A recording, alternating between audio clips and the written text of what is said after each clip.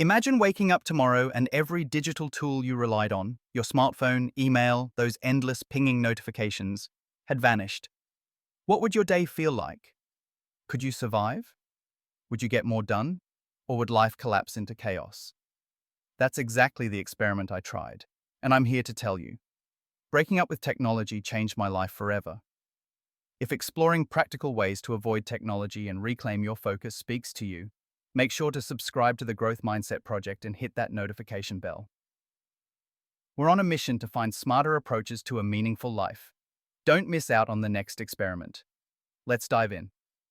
Our society is obsessed with shiny new gadgets, the fastest computers, fiber optic speeds, custom AI apps, and productivity hacks.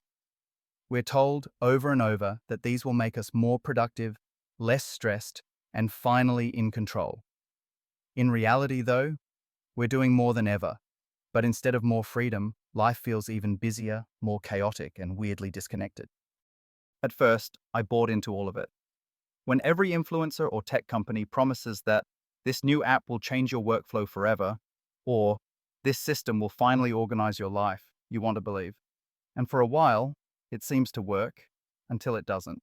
You start juggling a half dozen apps, reward programs, subscriptions, new gadgets, and pretty soon, you need a system just to manage your systems.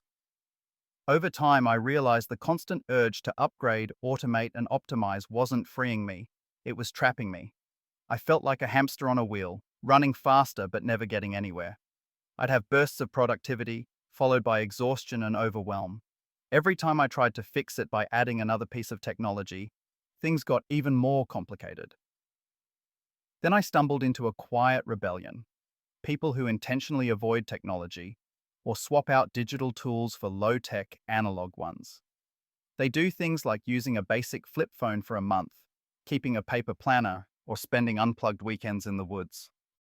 They weren't anti-tech or living in caves, just choosing their tools very carefully. So I tried the classic first step, the digital detox.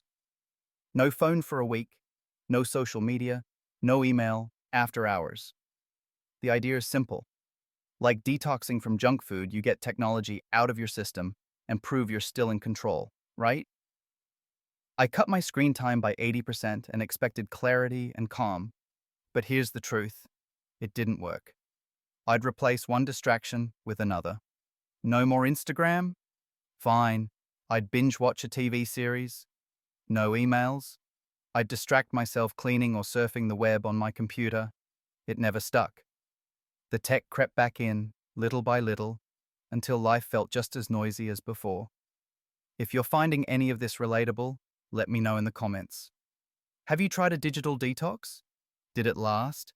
And if the story so far is speaking to that part of you craving clarity, hit that like button so I know to make more videos on these topics.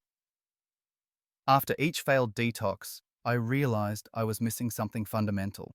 The problem wasn't tech itself, it was my relationship with it. When you call something a detox, you imply it's poisonous. But what about after the cleanse? Do you just bring it back and hope it's fine now? That's not how addiction works, and it's not how to build a balanced life either. So, I started a new experiment, not deleting all tech, but strictly avoiding unnecessary technology and questioning what each piece added or subtracted from my real quality of life. When technology made things simpler, I kept it. When it made life more complicated, I cut it out. This was an eye-opener. For much of history, technology genuinely made things easier. Think washing machines, cars, basic computers.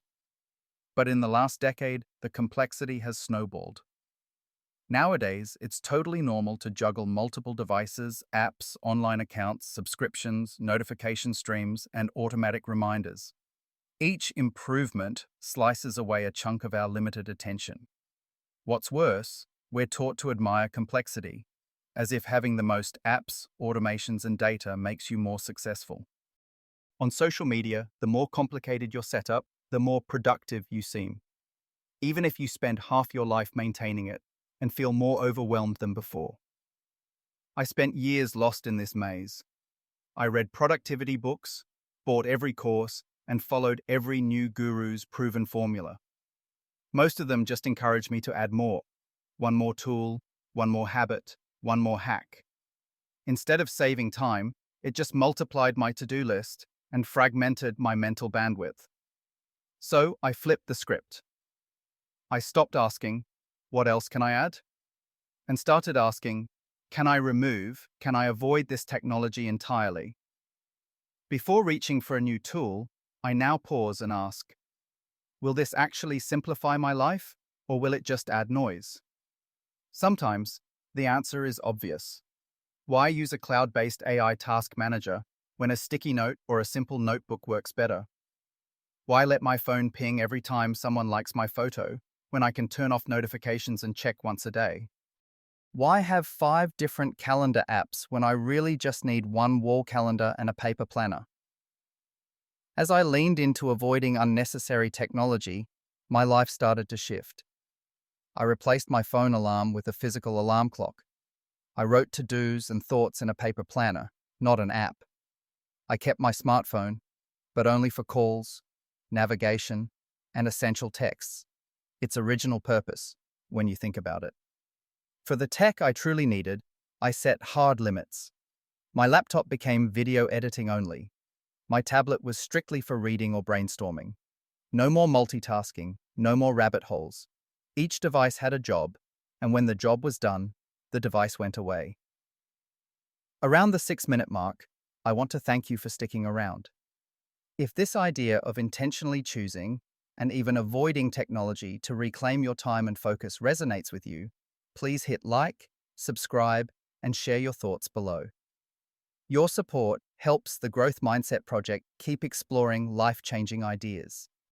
The biggest shift came not from a single detox, but from viewing every piece of technology as a conscious choice, not a given, not an upgrade by default. I questioned every subscription, every device, every free app vying for my attention. If it didn't make my day fundamentally simpler, I walked away. This isn't about becoming a Luddite or rejecting progress. It's about owning your attention, using technology the way you want, instead of being used by it. Radical simplicity is the real power move. I don't try to replicate the extreme no-tech challenges. Instead, I experiment. I try a week without streaming. I delete a category of apps and note how I feel. Sometimes I bring something back, sometimes I don't. For me, the result has been a life with fewer distractions, more focus, and a surprising burst in creative energy and true productivity. I spend less time managing my tools and more time doing the things that actually matter. So, as you take on your week, ask yourself, what technology could you avoid even for a few days? What complexity could you shed? And if you slip up, don't sweat it. Less is more, and every step towards simplicity matters. Thanks for watching. If you want more ideas on avoiding technology and reclaiming your focus, check out the next videos in this series. Don't forget to ring the bell so you never miss an episode from the Growth Mindset Project. See you in the next one.